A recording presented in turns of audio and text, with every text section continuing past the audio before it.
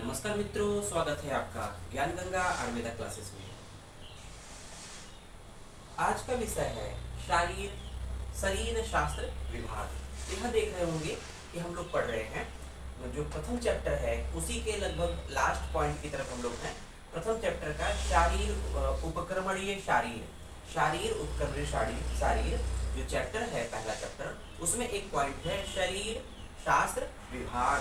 तो यहाँ ध्यान देने वाली बात है कि यहाँ पर शरीर शास्त्र विभाग मीन्स इसकी बात कर रहे हैं कि यहाँ शरीर का मतलब तो बॉडी की बात की गई है। शरीर का मतलब बॉडी है। शास्त्र का मतलब होता है शारीर स्थान। मीन्स शास्त्र का मतलब क्या है? शारीर की बात करी है। शारीर को हम लोग शारीर स्थान से इंडिकेट करेंगे। शारीर स्थान। तो हम लोग जब बात करते हैं कि शारीर स्थान की बात करते हैं तो हर एक संहिता में कहीं न कहीं शारीर स्थान का वर्णन है। इसी शारीर स्थान के अंतर्गत शरीर का वर्णन है। इसी के अंतर्गत क्या है? शरीर का वर्णन। इसी के अंतर्गत जो है शारीर स्थान के अंतर्गत शरीर का वर्णन। इसलिए शास्त्र की बात जो कर रहा है वो है शारीर मीन्स यहाँ शारीर स्थान से लेंगे। और यहाँ जब बात करते हैं कि शरीर का वर्णन शारीर स्थान का है तो हम लोग कहते हैं कि अगर चरक संहिता है, जैसे अगर चरक है, आचार्य चरक, सुश्रुत, चरक संहिता, सुश्रुत संहिता, अगर चरक संहिता की बात करें, सुश्रुत संहिता की बात करें, और वाग्भट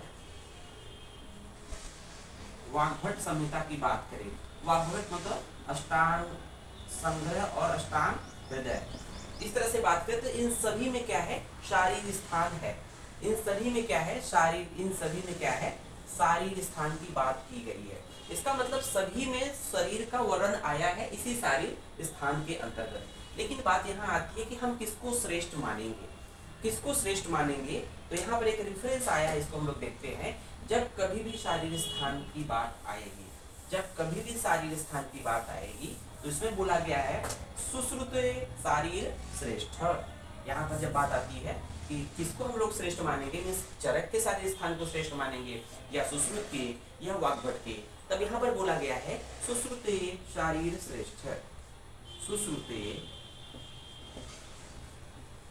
शारीर श्रेष्ठ मीन्स सुश्रुत का जो शारीर स्थान है वो श्रेष्ठ होता है।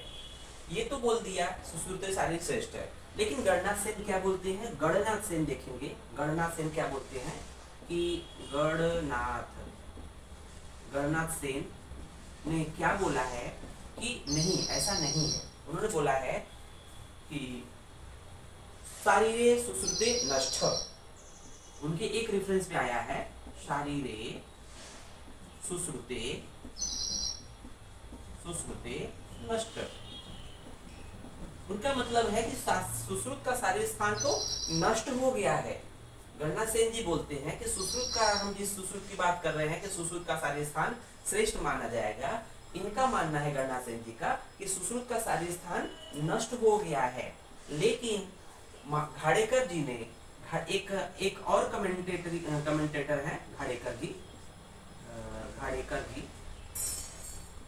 जी ने बोला है कि नहीं, ऐसा नहीं है। इन्होंने इसकी बात का खंडन किया है।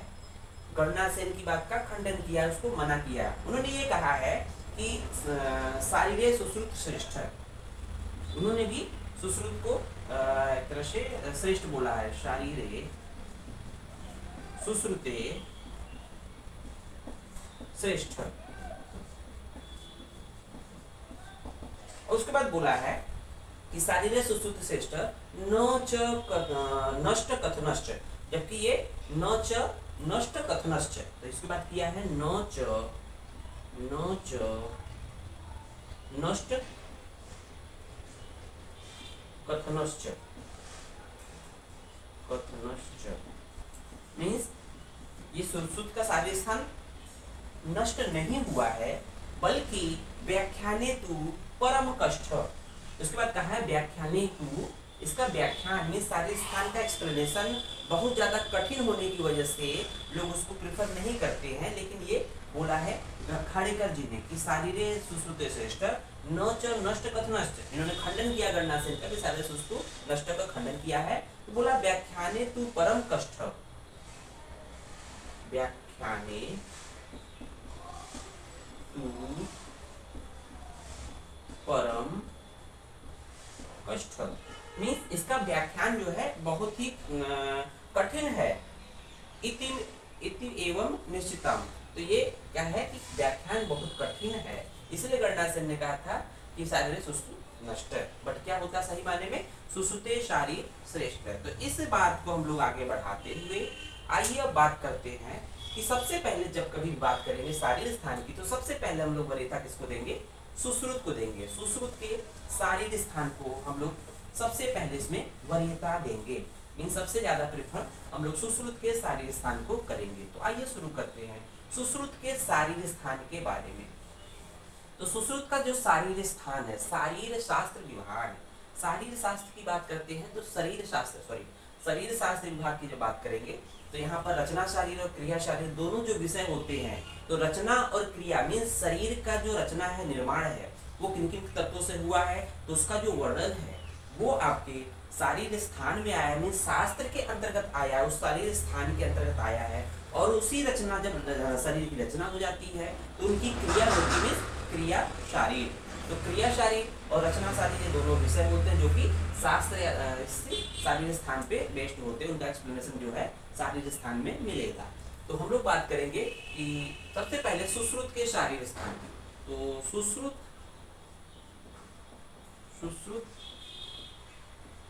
शारीर स्थान की बात करेंगे तो यहाँ देखेंगे हमने 10 अध्याय बोले हैं, 10 अध्याय बोले हैं।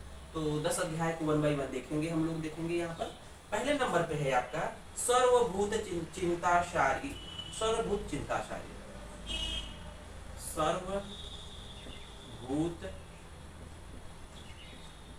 चिंता शारीरम। दूसरे नंबर पे देखेंगे यहाँ पर दिया है शुक्र शोणित शुद्धि शारीर, शुक्र शोणित शुद्धि शारीरम, शुक्र शोणित शुद्धि शारीरम। तीसरे नंबर पे शारीर विभाग में दिया है कि गर्भाव क्रांति शारीरम, गर्भाव क्रांति शारीरम। चौथे नंबर पे देखेंगे दिया हुआ है गर्भ व्याकरण शारीरम, गर्भ व्याकरण शारीरम, गर्भ व्याकरण शारीरम। पांचवें नंबर पे देख रहे होंगे शरीर संख्या व्याकरण शारीरम, शरीर संख्या व्याकरण शारीरम। उसके बाद छठे नंबर पे देखेंगे प्रत्येक मर्म निर्देश शारीरम, तो प्रत्येक मर्म निर्देश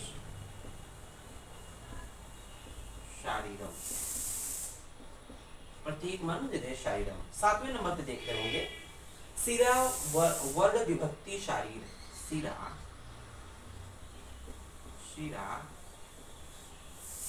वर्ण विभक्ति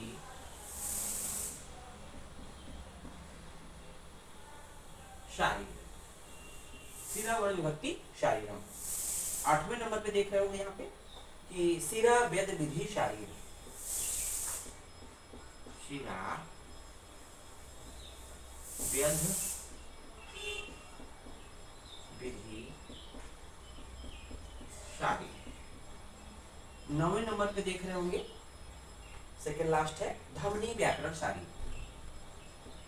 धमनी व्याकरण शारीरम। और लास्ट जो है इसका शारीर स्थान का चैप्टर है वो है गर्भड़ी व्याकरण शारीरम, गर्भड़ी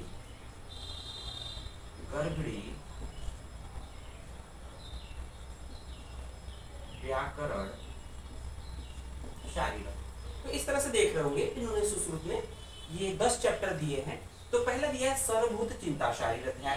तो सर्वभूत चिंता शारीर अध्याय मीन्स इस पूरे शरीर की उत्पत्ति के लिए जो भी आवश्यक तत्व है या सृष्टि या ब्रह्मांड की उत्पत्ति से संबंधित, तो बोला गया है यथा पिंडे यथा शरीरे, मीन्स जो इस ब्रह्मांड में वर्णित है, जिन जिन जो जो तत्व ब्रह्मांड में पाए जाते हैं वही तत्व शरीर में भी पाए जाते हैं। तो वहाँ अव्यक्त से महान, महान से अव्यक्त से महत, महत से अहंकार, अहंकार से पंच तन्मात्राएं और पंच महाभूत और एकादश इंद्रियां, इस तरह से संपूर्ण शरीर के जो आवश्यक तत्व होते हैं 24 तत्वों की जो बात की गई है, इसका वर्णन प्रथम चैप्टर सर्वभूत चिंता शारीर में वर्णन है।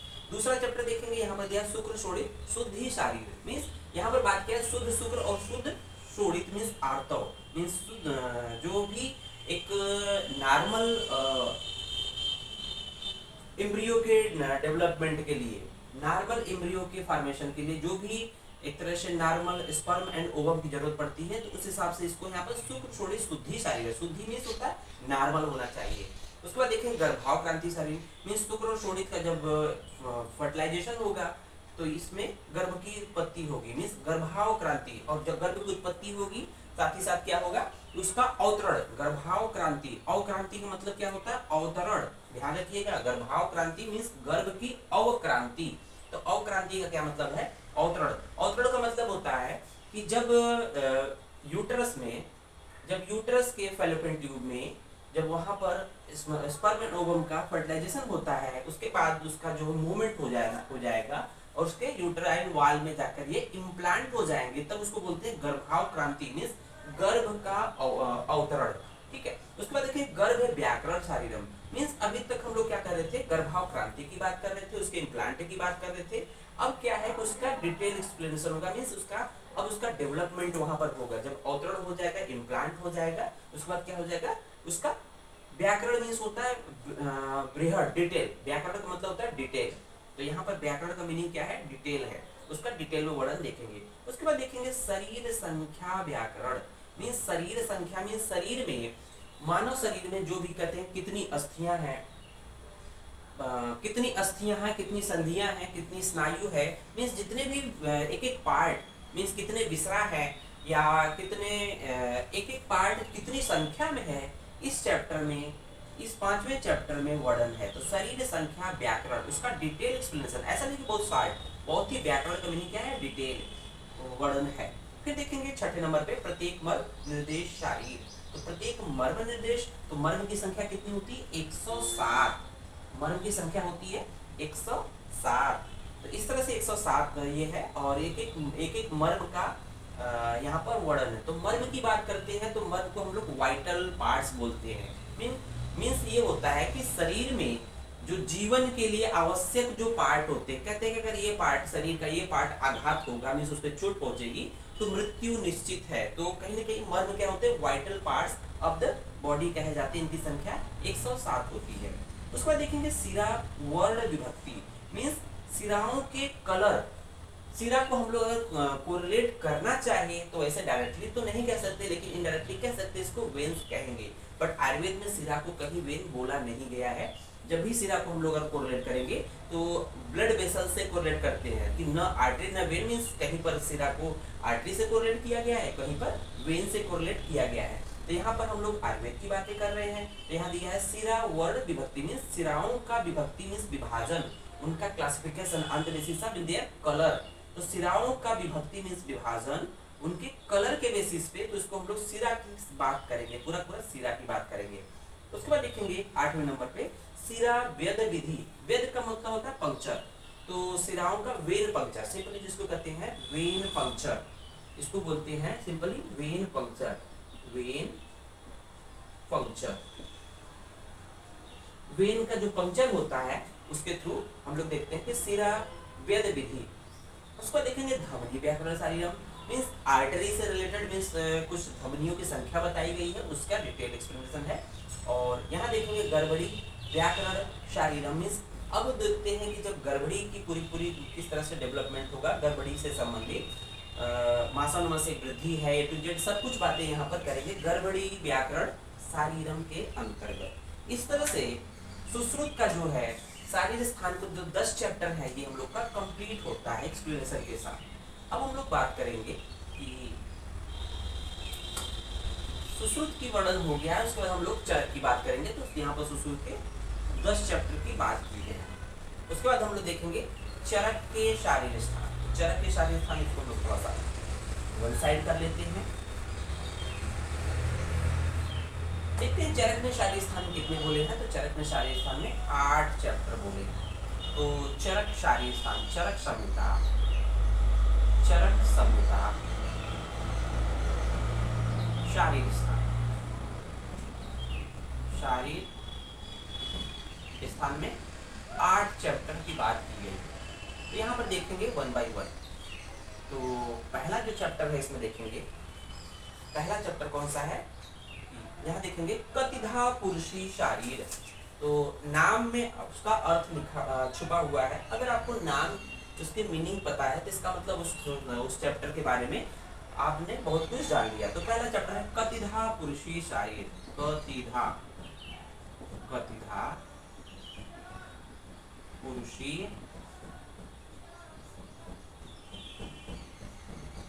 शारीर, कतिधा पुरुषी शारीर।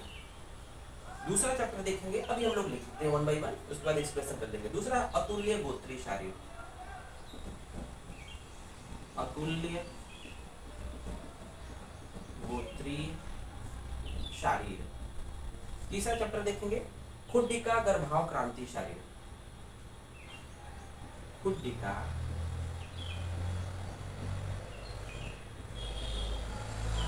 गर्भाव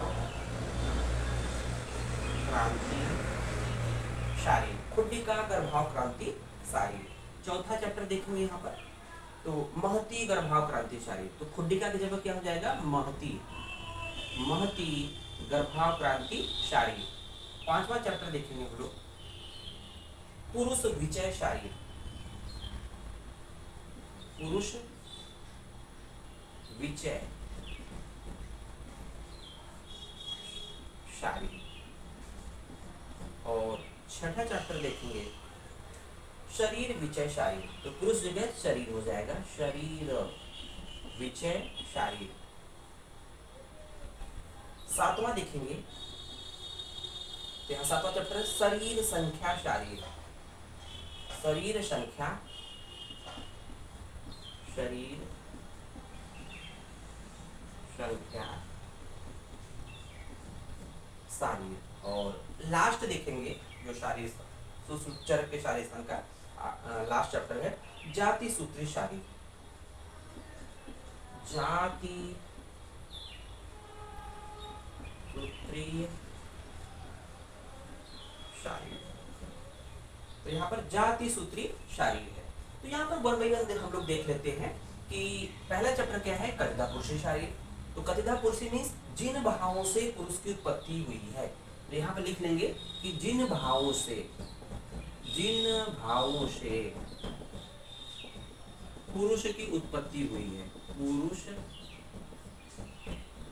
की उत्पत्ति होती है, मतलब जिन भावों से पुरुष की उत्पत्ति होती है उसका वर्णन इस चैप्टर में वर्णन है। तो यहाँ पर देख रहे होंगे जो सुश्रुत का पहला चैप्टर है सर्वभूत चिंता शारीर अध्याय, मीन्स यहाँ पर भी कुछ उसी तरह से बातें की गई। यहाँ पर भी अव्यक्त महत अहंकार की बातें की गई, यहाँ पर भी सेम उसी तरह से बातें की गई। मीन्स चैप्टर का नाम अलग है। सुश्रुत ने बोला है सर्वभूत चिंता शारीर, चरक ने बोला है कतिधा पुरुषी शारीर। तो दोनों के नाम अलग है लेकिन भाव अलग एक ही है। मीन्स जिन भावों से पुरुष की उत्पत्ति हुई है, जिन भावों से शरीर की उत्पत्ति हुई है, तो उसकी बात हम लोग कर रहे हैं। दूसरा चैप्टर देखेंगे अतुल्य गोत्री शारीर।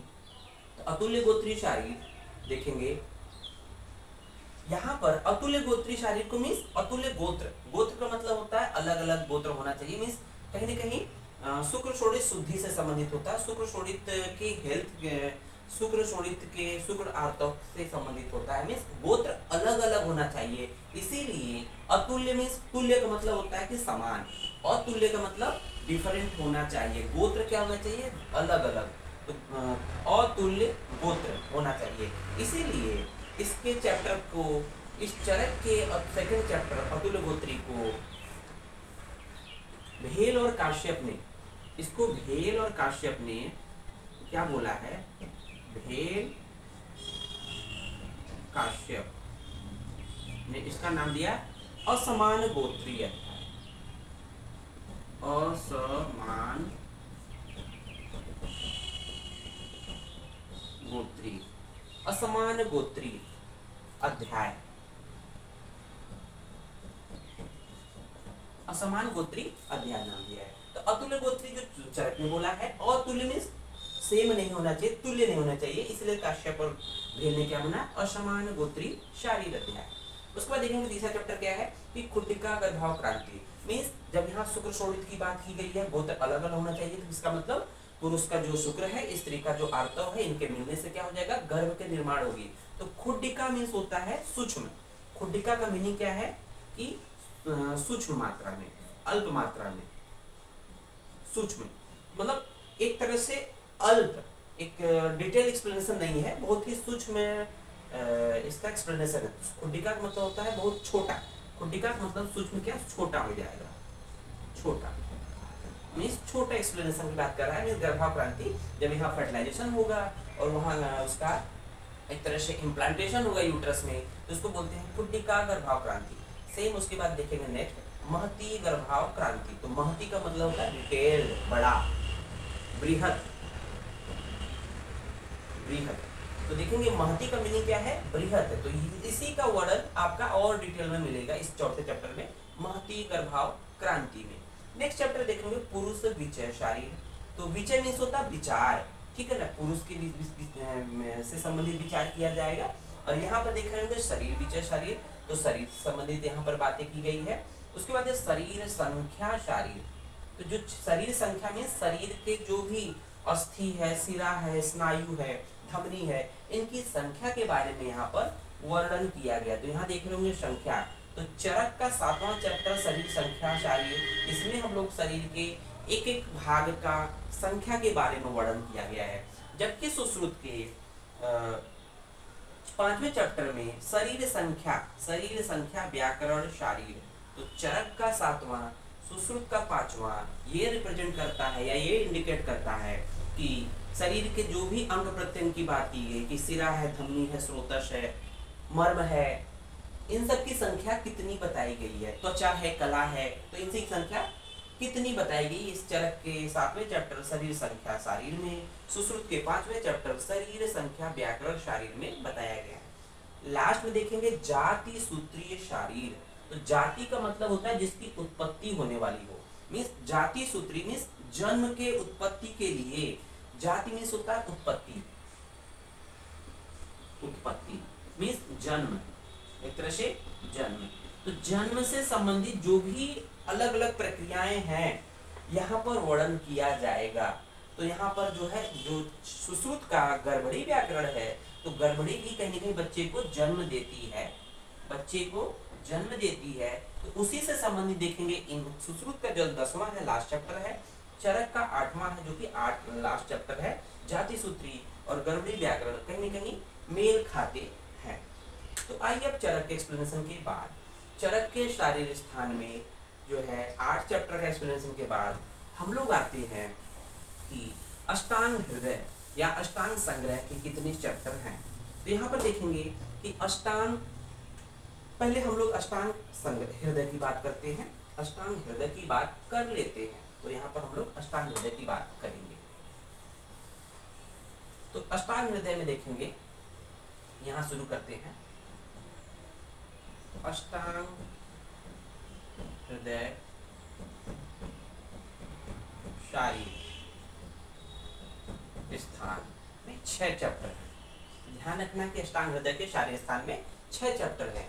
सुश्रुत के शारीर स्थान में 10 चैप्टर थे, चरक के शारीर स्थान में 8 चैप्टर हैं, अष्टांग हृदय के शारीर स्थान में 6 चैप्टर हैं। तो आइए 1 बाय 1 हम लोग इसको बारे में सिर्फ बात कर लेते हैं, नाम लिख लेते हैं।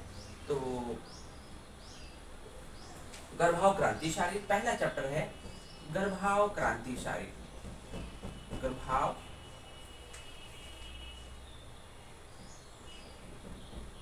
क्रांति शारीर।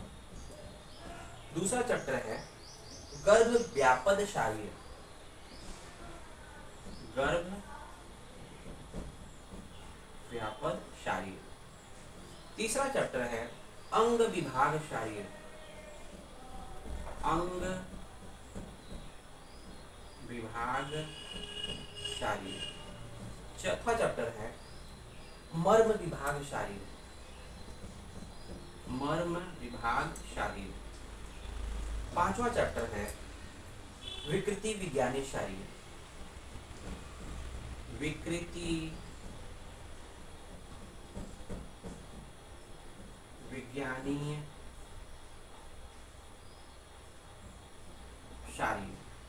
और लास्ट चैप्टर है दूत आदि विज्ञानी शारीर। मीन्स दूत आदि विज्ञानी शारीर। इस तरह से अष्टांग हृदय ने शारीर स्थान में सिर्फ 6 चैप्टरों में ही सारे स्थान को एक्सप्लेन कर दिया है। देखेंगे गर्भावक्रांति शारीर, तो यहाँ गर्भ से संबंधित बात किया है। गर्भ व्यापद मीन्स गर्भ में अब इन्होंने क्या किया है, डिटेल एक्सप्लेनेशन दिया कि गर्भ में उपस्थित कितना जो गर्भ का डेवलपमेंट होता है उसमें कौन कौन से गर्भ व्यापद। व्यापद का मतलब होता है रोग। व्यापद का मीनिंग क्या होता है, रोग, कि कौन कौन से रोगों से युक्त होता है गर्भ। तो गर्भावस्था के दौरान गर्भणी को या जो गर्भ होता है उसके संबंधित कौन कौन से रोग होते हैं। उसके बाद देखेंगे अंग विभाग। अंग विभाग का मतलब होता है शरीर के अंग प्रत्यंग का वर्णन है, उसकी संख्या का वर्णन है। और देखेंगे उसके बाद मर्म विभाग मीन्स मर्म विभाग का भी वर्णन है। मीन्स मर्म का वर्णन है, तो मर्म की संख्या इन्होंने भी 107 बताई है। मर्मों की संख्या 107 सभी ने बताई है। किसी भी ने न 107 से कम बताई है और किसी ने न भी 107 से ज्यादा बताई है। उसके बाद देखेंगे विकृति विज्ञानी शारीर। मीन्स इससे रोगों के बारे में वर्णन है। विकृति विज्ञानी शारीर शरीर से संबंधित मीन्स जन्म गर्भ से संबंधित जो व्यापक थे रोग थे यहाँ पर बताया गया है।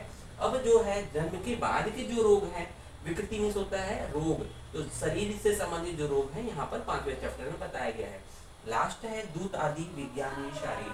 तो दूत आदि विज्ञानी शारीर में बताया गया है कि जब कभी भी कोई रोगी बीमार होता है तो उसके बाद जो है कोई भी रोगी बीमार होता है तो जब किसी व्यक्ति को भेजा जाता है तो वहां पर क्या होता है कि दूत भेजे जाते हैं कि वैद्य को बुलाने के लिए। उस दूत से संबंधित कुछ लक्षण दिखते हैं रास्ते में या दूत से संबंधित जब वैद्य के पास आता है तो वैद्य अनुमान लगा देता है कि उस व्यक्ति की रोग कैसा है, मीन्स साध्य है कि असाध्य है या किस तरह से है। तो उससे संबंधित हम लोग यहाँ पर बात करेंगे। यहाँ पर दिया है दूत आदि विज्ञानी शारीर। अब आइए लास्ट में बात करते हैं अष्टांग संग्रह। अष्टांग संग्रह ने शारीर स्थान में 12 चैप्टर दिए हैं। सबसे ज्यादा चैप्टर अष्टांग संग्रह के हैं। तो अष्टांग संग्रह, तो यहाँ देखेंगे अष्टांग संग्रह शारीर में कितने चैप्टर हैं, ये है जो टोटल नंबर 12। अष्टांग संग्रह के 12। यहाँ देखेंगे पहले नंबर पे क्या है, 1 बाय 1 बात करेंगे। पुत्र कामीय शारीर। तो पुत्र कामीय शारीर, पुत्र कामीय शारीर। दूसरा नंबर पे देखेंगे यहाँ पर दिया है गर्भाव क्रांति शारीर। गर्भाव क्रांति शारीर। तीसरे नंबर पे देखेंगे गर्भ उपचरणीय शारीर। गर्भो उपचरणीय शारीर। चौथे नंबर पे देखेंगे गर्भ व्यापद शारीर। गर्भ व्यापद शारीर। पांचवें नंबर पे देखेंगे अंग विभाग शारीर। अंग विभाग शारीर। छठे नंबर पे देखेंगे शिरा विभाग शारीर। शिरा विभाग शारीर। सातवें नंबर पे मर्म विभाग शारीर। मर्म विभाग शारीर। आठवें नंबर पे देखेंगे प्रकृति भेदीय शारीर। प्रकृति भेदीय शारीर। 9वें नंबर पर देख रहे होंगे विकृत अंग विज्ञानी शारीर।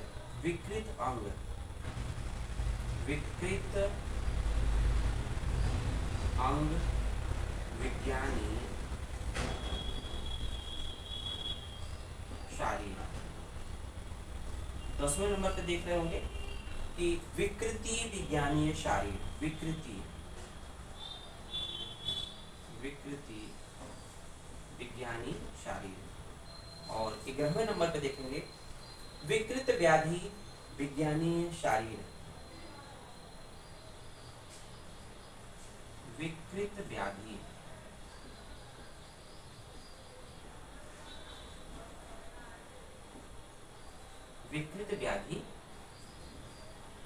विज्ञानी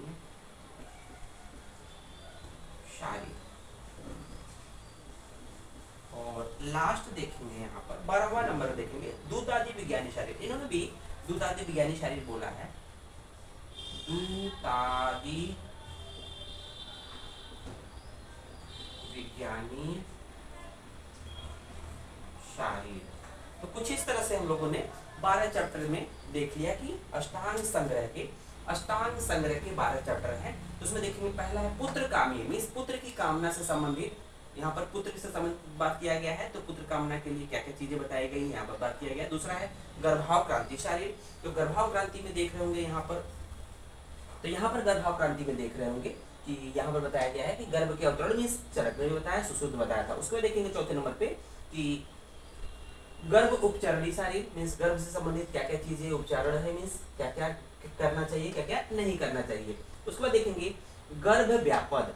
तो गर्भ व्यापद मीन्स गर्भ से संबंधित कौन कौन से रोग की बात किया गया है। फिर 5वें नंबर पे अंग विभाग की बात किया गया, मीन्स शरीर के जो भी अंग प्रत्यंग है, मीन्स षडंग शारीर है, उसके बाद षडंग के प्रत्यंग की बात किया गया, शिराधमनी स्रोतस की संख्या की बात की गई है, अस्थि स्नायु संधि की बात की गई है, मीन्स डिफरेंट टाइप के उसके पार्ट की बात किया गया, नंबर की बात किया गया। फिर देखेंगे शिरा विभाग शारीर, मीन्स शिराओं का वर्णन आएगा। फिर 7वें नंबर पे देखेंगे मर्म विभाग शारीर, मीन्स मर्म की संख्या के बारे में, मर्म इन्होंने भी 107 बोले हैं। नेक्स्ट देखेंगे प्रकृति भेदी शारीर, मीन्स हर एक व्यक्ति की अलग अलग प्रकृति होती है, तो उससे संबंधित हम लोग यहाँ बात करेंगे। फिर यहाँ नेक्स्ट है विकृत अंग विज्ञानी, मीन्स शरीर के कोई अंग अगर विकृत हो गया उससे संबंधित यहाँ पर बात किया गया है। साथ ही साथ विकृति विज्ञानी मीन्स पूरे रोगों को एक साथ वर्णन किया जाएगा।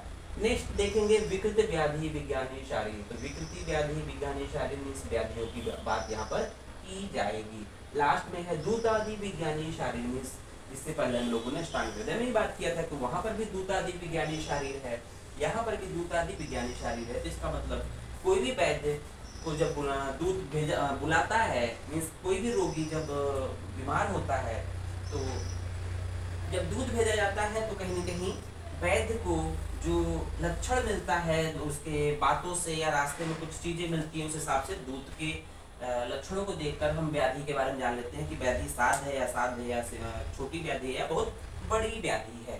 तो इस तरह से हम लोगों ने शारीर शास्त्र विभाग की बात किया यहाँ पर। तो शारीर शास्त्र विभाग बहुत ही इम्पोर्टेंट टॉपिक है। अगर हम इसको समझ लेते हैं तो कहीं न कहीं पूरे शारीर स्थान के जो चैप्टर्स हैं उसमें क्या क्या वर्णन है एक हमें आउटकम मिल जाता है। धन्यवाद।